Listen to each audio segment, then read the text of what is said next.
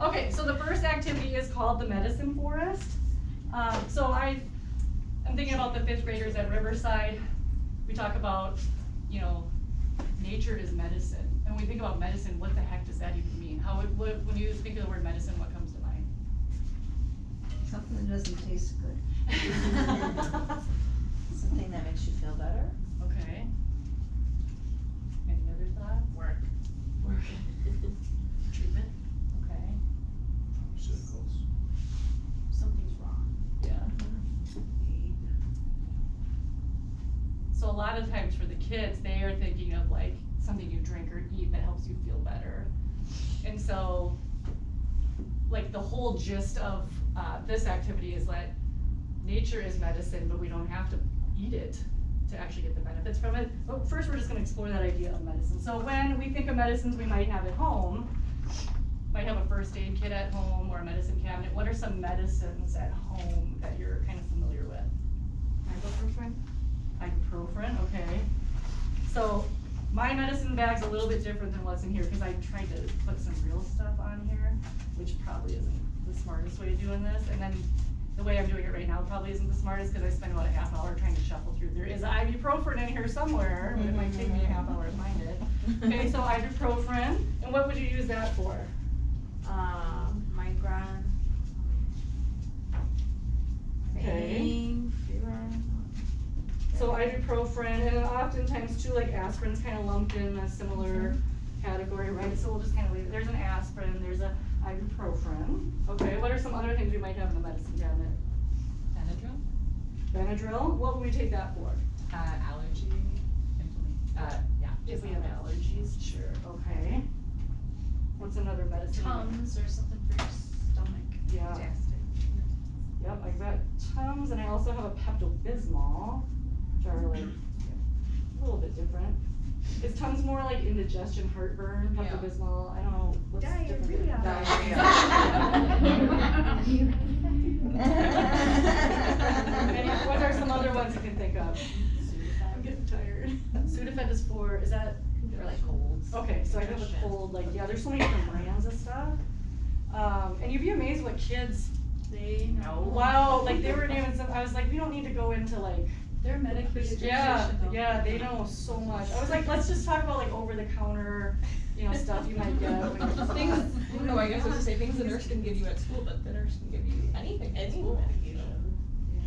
Or not give you any. Well, you think about cold and Yeah. flu, but I've got like a Theraflu multi-symptom, packs. I've got a Depends on the nurse. Mucinex, so that's when you have to like get all that phlegm out. Antibiotic ointment. That's what I was gonna say, so it's an Except for antibiotic pet ointment. Yep, so we do have an antibiotic. For allergies. Yep, we do have a Benadryl here. Maybe I'll just speed this along, because like when you're doing a full classroom, like you can have good conversation, but we're gonna run out of time today. So I've got toothpaste. I mean, that is a healthcare product, Yeah. right? Yeah. Burn gel, Lotrimin, when would you use that? Fungal. Yeah, this is an antifungal. Athletes. So, Finger foot. yes, jock itch, yeah, jock itch, athlete's foot, ringworm. Yeah. Okay, this one, melatonin, I'm kinda have mixed feelings about this. Sleeping. Because it seems like everybody's popping these things now. But, yeah, most kids will list that one. Yeah, because they make it for kids now. For Yeah. sleeping. Yep. How about this Diurex? What would this be for? Where's that? Water pills, yeah. So when you're bloated, when you're retaining water, yep. There's an antiseptic towel for cuts and scratches too, that can kind of look like that one. Ooh, this one's a good one.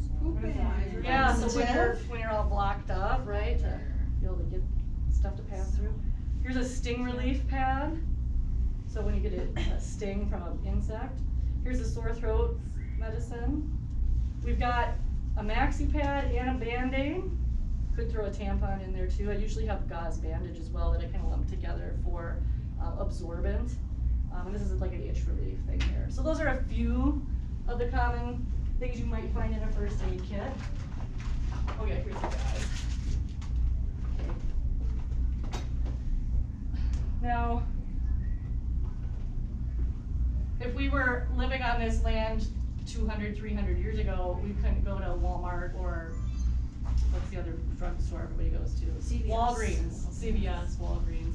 So where would we go to get these things when we have a tummy ache or we have sore throat or we have a cut that we don't want to get infected? Where do we go to get medicine? Out into nature, right? Yeah. So we're gonna look at some different medicines here. So I'm gonna do is have you take a medicine bottle on here.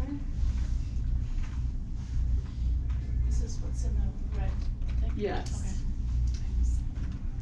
So what we'll do, we'll just go around and if you could share what your prescription on there is, what is the herb, and then what does it say could be treated for? We're gonna try to match it with the medicines down on the floor here. So would you be willing to start, Jade? Thank you. I have plantain, and it can be used for a lot of different things. So sting relief, itch relief, and a laxative. So we can put it on whatever one you find there that it matches. There you go, nice. Laura, you wanna go next? I have sage, and it says it can be used, as a sedative and antiseptic, cold and flu. And I didn't list like every possible thing. There's some of these herbs, like you could put like 50 different ways they can be used. So I just put a few on there. So yeah, cold and flu. I don't think sedative, would that be kind of like the melatonin? It's gonna help you calm and go to sleep. Where's the melatonin? That's over on the left. What you got on there? I have red osier dogwood for dental care, fever reducer, or an expectorant. What an expectorant is. Awesome. Yep, I've got black walnut, and it says it's, for antifungal and a laxative. Yeah, antifungal, my kids used to get ringworm all the time because of the sheep on the farms, they always had ringworm.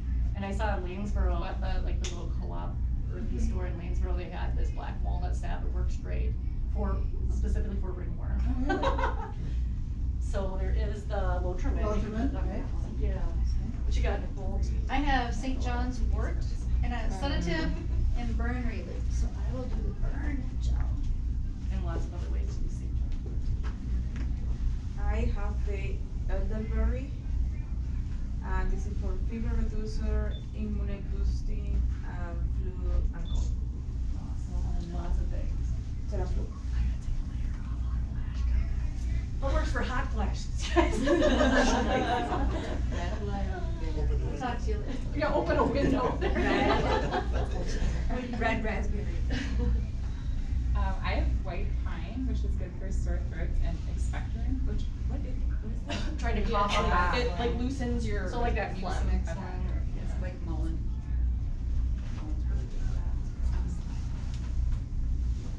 I have dandelion, and it's a diuretic, so is that like That's the the- fiber? Is that the one where you hold water? It helps to relieve bloating. Lots of other ways to use dandelion. This one? Yes. Oh, yeah, that one. I have wood nettles, and it's used for pain reducer, antihistamine or allergy reducer. Maybe like the Benadryl?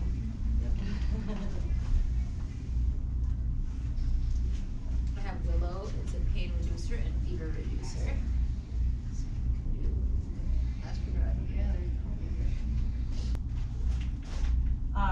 So then I would usually just kind of reiterate that like nature is, when we go out into nature, it's a pharmacy, right? It's a school, it's a health spa. I mean, everything we need is there. That's where we evolved over hundreds of thousands of years. Everything we need is in nature.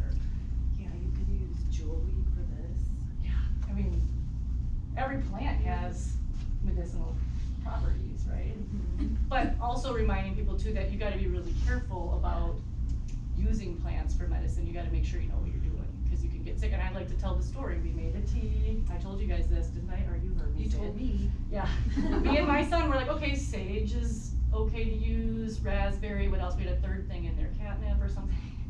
We both got diarrhea from mom's tea. Cause the next morning we were both crapping and he's like, what? I'm like, what did we both have yesterday? He's like, we both drank that tea. I was like, oh my God.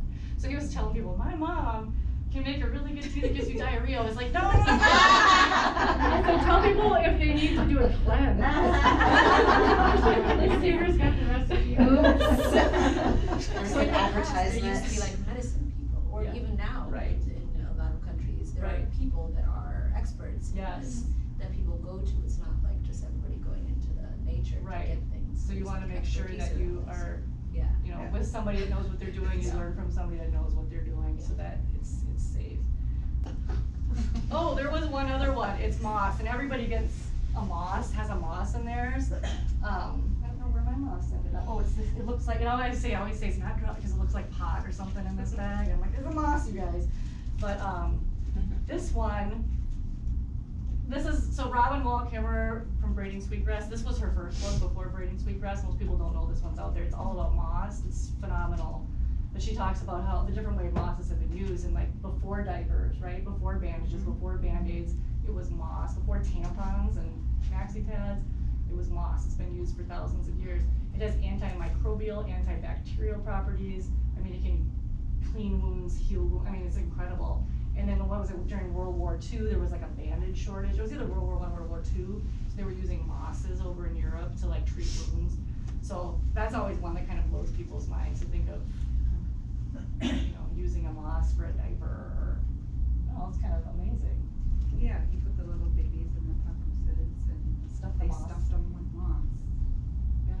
So that, there is a little thing of moss in everybody's thing too. Still can, if you want to. So, with our medicines today that we, you know, would go and get at Walgreens or whatever, it's like 45 to 50% of medicines are indigenous originated. So they were taken from indigenous peoples around the world, and they have not received any profit from that. It was stolen from them as indigenous knowledge. That's something interesting to think about too. But we don't have to go, like I said, and go eat things from the forest to get that medicinal benefit, right? Like that's what we're all here for this week, is the healing of just being in nature. So some people say sitting under a tree is medicine, right? So this is a way to get kids thinking about the different ways nature, when we go out into nature, nature helps different parts of our body to be well and healthy. We can spin this around, so we'll just do this. We'll spin it a few times. You wanna give it a spin? Okay, so it landed on a bone. How would being out in nature help our bones? Exercise or movement, just movement. Right? And if we think about vitamin D, where do we get the vitamin D from? From the sun, and vitamin D is important for bone healing, bone strength, right? Yep. So, okay, I'm just gonna kind of skip around. Eyes. How does being in nature help our eyes? I think the colors like blue and green stimulate your brain and some hormones. Yeah, so, and the fractal patterns that we see, so you can kind of interpret this in different ways, right? Visually, when we see those fractal patterns, it stimulates our mind, calms our mind. Well, you also need to look at things close up and far away to balance your eyes and rest them. Yeah, and when they talk about little kids, well, babies, toddlers, the vision developing, they need to get outside. Actually, my kid, and I'm a naturalist, my kid just had to get glasses, and our doctor said it's because he's not getting outside enough. He needs 2 hours a day, and she gave us a form that actually said that kids need 2 hours a day outside while their eyes are developing, and it's something with the UV spectrums, and the eyes and the zooming in and out, it helps develop strong eye muscles. How long are they developing this? I don't know if that goes until like, I know, right? And I'm like, I'm a naturalist. That may be That something makes like hard. maybe Half a my new juice. thing that is developing because So much Yeah, so much it's almost like if you could be pushed outside. Well, back when I was a kid, I remember they would say, Yeah. if you sit in front of the TV too much, you're gonna need glasses, and the doctors say that's not true. The research shows it has nothing to do with sitting in front of the TV, it's from not getting outside. So it's not the TV doing it, it's the disconnection from being outside, so that's interesting. Your wheels look different here, cause these were all icons from whatever Microsoft, it was free icons you could use, so. So it's got an actual brain and a stomach, and the ear looks a little different, but yeah. So you get the point, it's just an engaging way to get sharing that information, right? Cause nobody wants to listen to somebody just giving a lecture on that, but that's kind of a more engaging way to talk about it. So yeah, getting out into the forest and getting out into nature is really good for all, blah, blah, blah. This is repetitive for you all, but how would you share this in a context with kids? And what I liked was that I set it up where I go in once a month over the course of the school year. So it's broken down into 5 different lessons if you were to go in, you know, work with a group on like a sequence. So that's that activity.